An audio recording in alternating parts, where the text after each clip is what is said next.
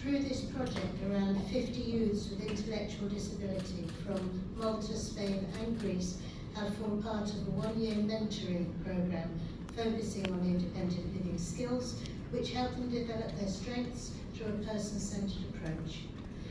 At the end of last year, CRPD launched a research study focusing on deinstitutionalisation of persons with disability, which aims to provide the basis for a national deinstitutionalisation strategy.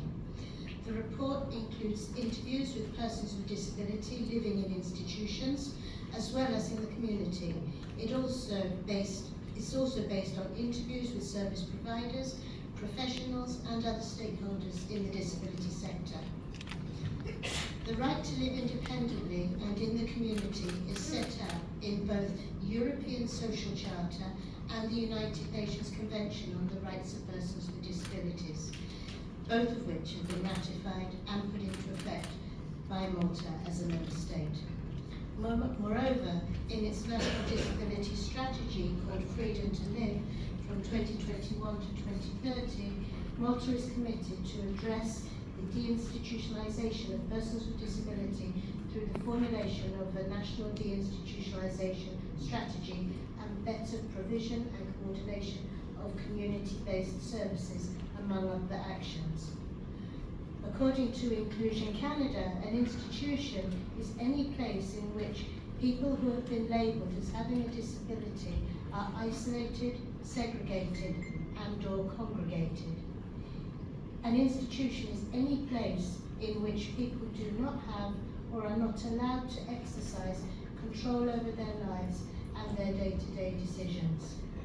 Through its efforts, CRPD, which is also tasked with providing consultation to the government on various aspects of the strategy and has been assigned the role of monitoring the implementation of the National Disability Strategy, aims to highlight the importance of deinstitutionalisation as a priority for the disability sector. For deinstitutionalisation to come about, we need to create a web of services as part of a culture change which views persons with disability as full actors in society.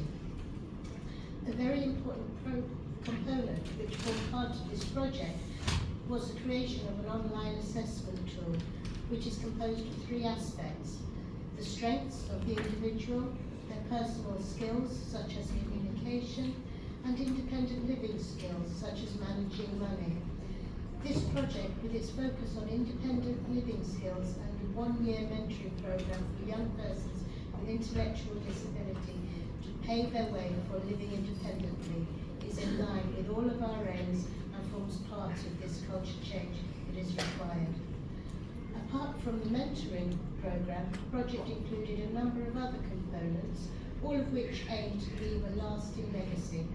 These include a research study on independent living, the creation of an online interactive assessment, a training course for youth workers, a guidebook, and a one-year independent living program, which then resulted in the creation of a toolkit with workshops performed during this program.